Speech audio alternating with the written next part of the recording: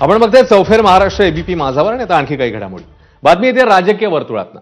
माजी मुख्यमंत्र्यांचा सत्कार सोहळा आज आयोजित करण्यात आलाय. या सोहळ्याचं शरद पवारांना निमंत्रण नाहीये, त्यामुळे ते कार्यक्रमाला गैरहजर आहेत असं सांगण्यात आलंय. मात्र या सगळ्याच माजी मुख्यमंत्र्यांना कार्यक्रमाचं निमंत्रण देण्यात आलेलं. मात्र काहींना पक्षाचा कार्यक्रम वाटल्यानं ते आले नाहीत असं अजित पवारांचं म्हणणं आहे. या कार्यक्रमात बोलताना अजित पवारांनी काकांची साथ सोडून भाजपसोबत जाण्याच्या निर्णयावरही भाष्य केलंय. 2019ला शिवसेना चालते, मग भाजप का नाही असा सवालही अजित पवारांनी उपस्थित केलाय.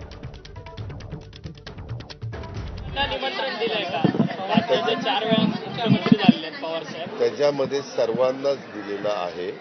पवार साहेबांना निमंत्रण देण्याची जबाबदारी प्रफुल्ल पटेल साहेबांच्यावर दिलेली होती.